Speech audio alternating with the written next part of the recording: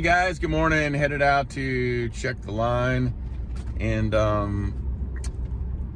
interestingly, I've got several different messages lately basically telling me that I can be doing some things a little bit better on my YouTube channel, and honestly they were all 100% correct. Probably the biggest thing that people have been telling me recently is that I never ask people to subscribe or like the channel or like the video, and apparently that's really good for the algorithm, which apparently gets the video out there to more people. They're 100% correct. I never do that, honestly. Mainly because I guess I just don't really think about it. I don't really do this to make money, and I definitely don't do this to like sell lure or sell you some trapping product or something like that, because I don't do any of that stuff, nor do I care about any of that stuff. Although I'm not condemning anybody that does. I mean, more power to you. I'm a capitalist, so do whatever you think you need to do or whatever's good. That's just not my thing. I'm just not interested in it. I have other revenue streams. I'm not looking to make a bunch of money off YouTube. I really do this honestly to, I guess, because I hope that maybe if I make a video, there'll be one single thing somewhere in that video that somebody would take from that video and it might help them. And I think the reason that I do that is I started trapping in 1979. I was a kid. I was like 10 years old. And in 1979 and all through the 80s when I was in high school, that was like the fur boom. And you couldn't really find anybody that was willing to help you because everybody was keeping everything a secret, because fur was worth a lot of money. I mean, I bought my first junker vehicle when I was 16 with fur money. So I didn't really have that mentor. My father, who introduced me to trapping, I mean, he knew how to catch coons and possums and things like that, but he didn't really catch coyotes, and the coyotes were just moving in back then anyway. And we didn't have, he didn't trap bobcats or even fox. So I learned from him what I could, and then the rest of it I honestly learned from like Fur Fish and Game. And there were some books you could buy back in the day, but I was poor, didn't have any money. But I remember saving up some money to buy a couple of trapping books. And then everything else I learned was from trial and error, and mostly error. I remember the first time I caught a coyote, I was 12, I think. And it took me like probably an entire season to figure out how to catch a coyote, not a bunch of coyotes, but a coyote. And so I was just basically screwing stuff up and trying to learn that way. So that's really why I do what I do, is I just hope that maybe there's one thing out there that I can put that somebody would learn from and maybe try and maybe help what they're doing. There's not one way to do things. There's 100 different ways to trap and a lot of different ways to be successful trapping. But so that's kind of it. But I guess in order to get the word out and to reach more people, I should say, hey, please subscribe to the channel, share it with your friends, make sure you like the video because it helps the algorithm, which apparently it does. I don't understand how any of that works. Honestly, I don't want to understand how any of it works, but apparently that's how it does work. I did, after receiving a bunch of these comments, I did go in and look at the analytics of the page, and this was really interesting, actually. I've never done that before. And mostly men that are watching the channel, mostly men in the US. The age groups I thought were really interesting. A lot of early 20s and then a lot of 40s and 50s, which I find really interesting, but probably accurate because those are the groups that are trapping more. A lot of us, when you get in your 30s and even 40s, you got kids, you got a wife, you got lots of stuff going on, a job. You don't have time for trapping. Trapping takes time. But when you're in your 20s, maybe you're in college, or maybe you're fresh out of college and you don't have so many responsibilities and you can trap. And then maybe when you're older, you're maybe retired or soon to be retired and you have more time to do stuff. So I thought that was really interesting. The other thing I thought was interesting is that 70% of the people that watch my videos are not subscribed to my channel, which I guess is what I'm supposed to tell people to subscribe to the channel. So subscribe to the channel. I guess it helps, and it helps get the word out. So if you like it, subscribe, share it with your friends, like the video, all that kind of rigmarole that everybody else says. What are we gonna do today? We're gonna check the line today, and then we're actually gonna snap all of our traps off today. I've got to take a super short, quick flight to Denver tomorrow, and then I'll be back Tuesday. I'm really only gone for one day, but I have to for work, and then I'll put everything back in. So all I'm gonna do is check the line today, snap everything that's there, leave everything in place, not mess with a thing, and then when I come back Wednesday morning, I'll come right back out and put everything back. It'll be quick and easy because I won't have to drive anchors, I won't have to bed traps. All I have to do is just stick the trap back in the bed that's already dug out, you know, put it in place, probably rebait a few things that my bait got stolen in over that 2 days, 2 nights, and that'll be it. They'll be back in place, and then I'm gonna let them ride for another 5 or 6 days before I move to the next area. So, and the next area is gonna be significantly larger. So I'll be able to put out a bunch more traps and cover more properties. So I'm looking forward to that because I don't have to work again. I'll be back on the 20th of December, and I don't have to work again until January 28th. So I'll be doing nothing but trapping for 5 weeks straight. So I'm gonna put out some much larger lines, 40, 50, 60 traps at a time, and get some more action going. So that's the plan, guys. So if you're out there trapping, be safe today. Cold weather is really coming. So be safe out there, and let's go check some traps. Okay, guys.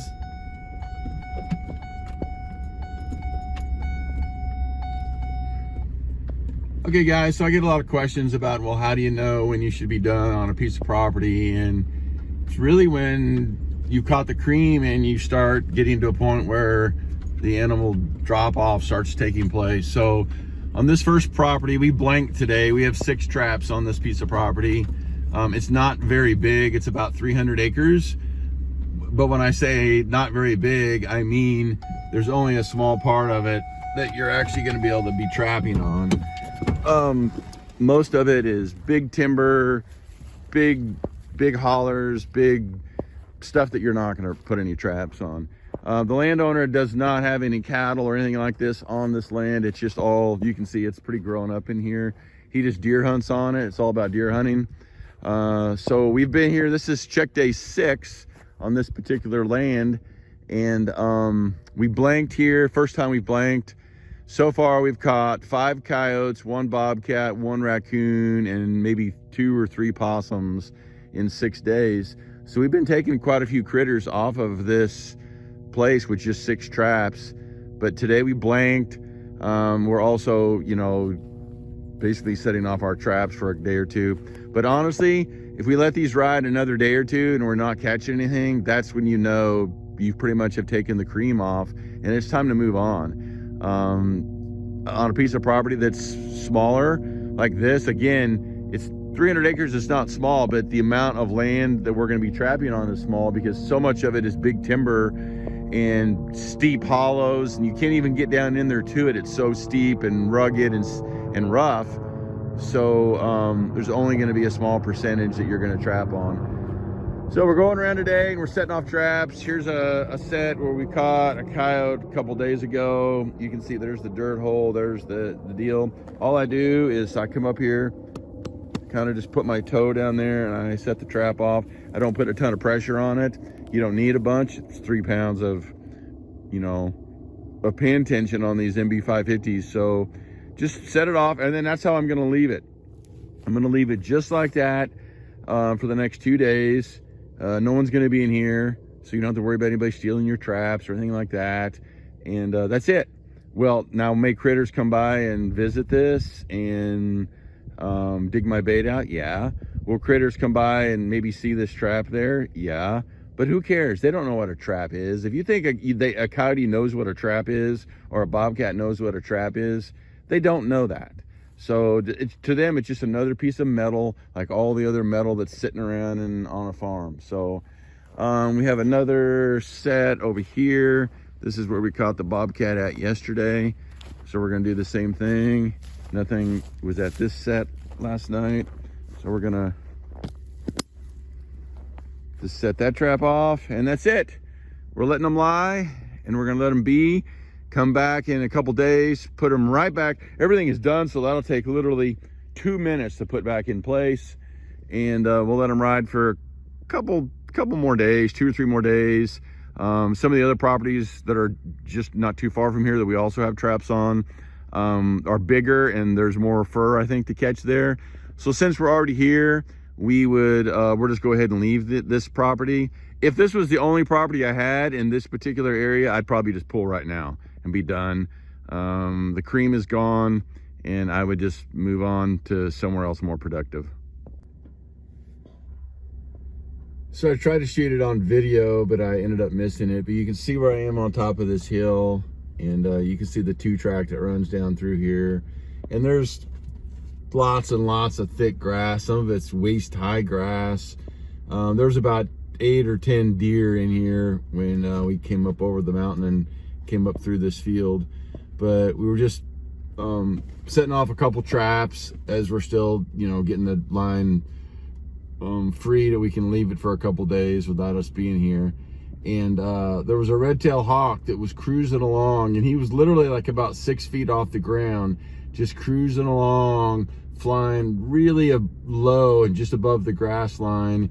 And he was flying all over, and I was like, what is he doing? And I looked and I was watching, and then I decided I should probably get my camera out, but by the time I did, it was too late. And then all of a sudden he just dived in and disappeared into the tall grass. And then, I don't know, 15 seconds later, here he comes up out of the grass, and he's got like this mouse or rat or something in his talons, and he took off south there toward the opposite direction of the field. And it was very cool watching him hunt across there. But the reason that's important to us as trappers is because when you see the raptors that are in here hunting in these fields like this, it's the same reason that the coyotes and the foxes and the bobcats and everything else are in here. They're all in here looking for prey, and these fields is where the prey are. So you got to be in these fields. So that's a good sign for us that we're, in an area where there's lots of prey and we're going to catch critters. All right, guys, where we are is we're just farther down through this field where we were just watching this hawk hunt, and we're next to this old barn right here and all this buckbrush, and there's this little pass through between these two little fields, between that little food plot out there that's got winter wheat growing in it and this field. And just on the other side there where the truck is parked is where we caught that dog yesterday. And today we're setting off all these traps anyway, but this one's already been set off. You can see it's kind of out of the bed. The chain is pulled out a little bit, but there's no tracks. There's no nothing trying to get into the hole. If you turn the trap over, there's no fur, there's no nothing. But as we were coming up here, there was at least 10 deer in this field. So this is going to be a deer that got up in here and started sniffing around, probably smelling our lure and urine and everything, and basically messed with our set. Not that big of a deal, I guess, because we had to strip it anyway, but depending upon when they tripped it last night, could have meant, the difference between catching an animal and not catching an animal. But regardless, deer. Today's been one of those days where this was the last trap we were at. We have 20 traps out on these 3 farms total. So we don't have a lot, but today was a blank. And I think what's important about that is that you're going to have days like that. And honestly, I think it's important to show people on social media that you're going to blank. This is the first time we've blanked on these 3 farms. And I think maybe the first time we've blanked all year, but it's going to happen. You're going to blank. And, a lot of times what you see on YouTube and social media is basically people catching all these critters. When in reality, that might be video that they put together in, you know, multiple days, or maybe they have, you know, 75 or 100 traps out or whatever. But if you got 20 traps out on 2 or 3 farms and you don't every now and then blank, well, then that's probably not trapping. Either that, or you're a hell of a lot better trapper than me, because I blank, and you end up checking a lot more empty traps than you do with traps in them. So I think it's important for people to realize that and to talk about that, so that people that are not trying to get into the trapping world, that they don't have an unrealistic expectation that you're not going to be checking a lot of blank traps, because you will. That's part of it, is checking stuff that there's no critters in. Out exploring some new areas, and check out all these boulders. Super cool giant boulders just sitting here on the side of this mountain as it goes down into this bottom. Very, very cool. Come back and explore on these things. So literally just get out of the truck to explore and look around these boulders, and what's right here that Athena found first is a big pile of coyote scat. Looks like Athena's found another one right over there. She's on another one. So there's all kinds of scat right here in this road.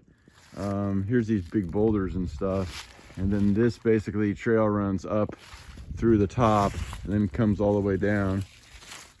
Let's go down here and see what Athena is marking up. Get this log out of the road so I don't have to run over that on the way down.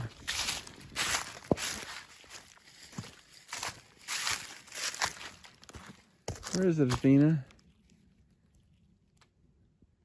She was making the motion like she found some more scat here somewhere, but I don't see where she was looking at it.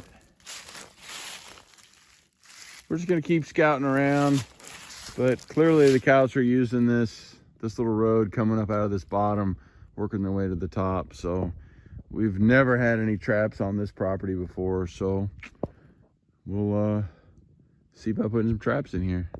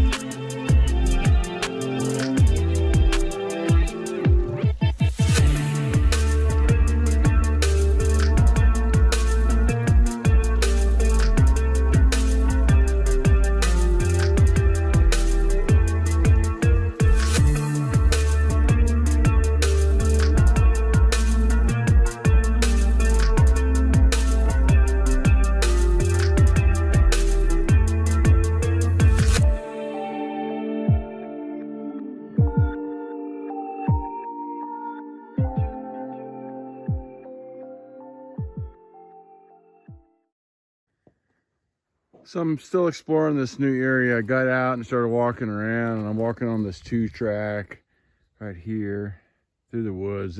This is rough country. Typical Ozarks. It's rough.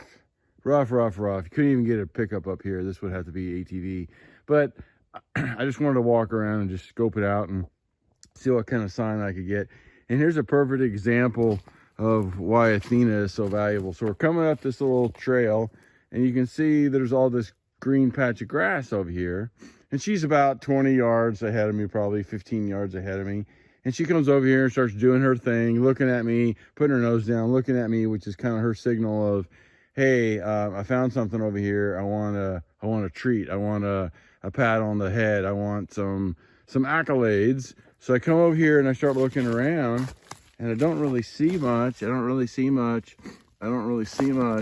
And then I come over here, and right here, nice big, pretty fresh pile of coyote scat.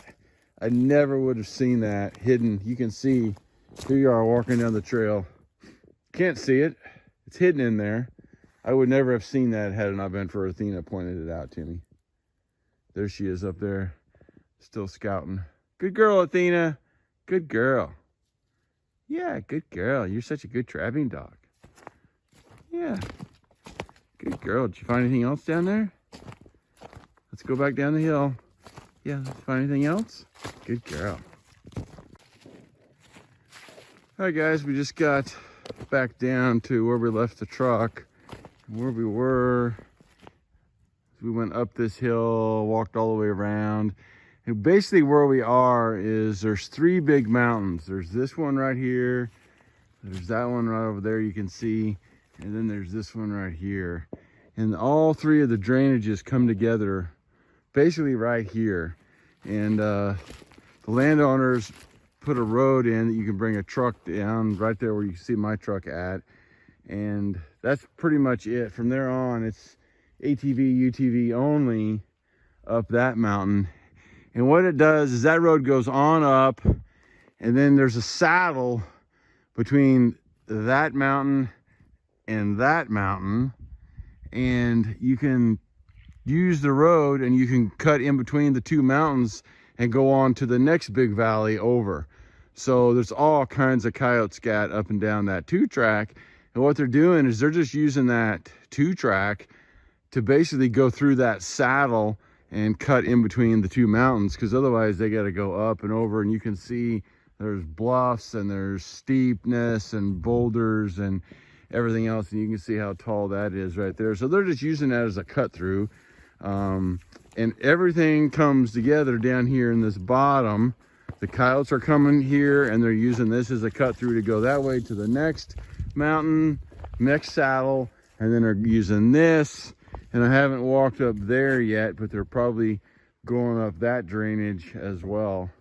So basically what we're going to do, because there's so much scat here and so much sign, is I think we're going to put in 3 traps. And although I am not going to be trapping the next couple days, it's fixing to get really cold and the ground's going to be frozen.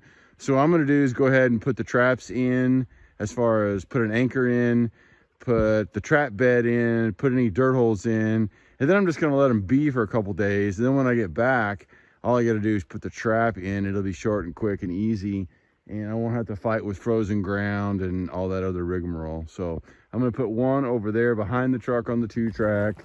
I'm going to put one probably right here, and then I'm going to put another one farther up there on that 2-track. So there'll be 3 basically traps down here. So that's what we're going to do. So we'll get after that and get some traps put in the ground.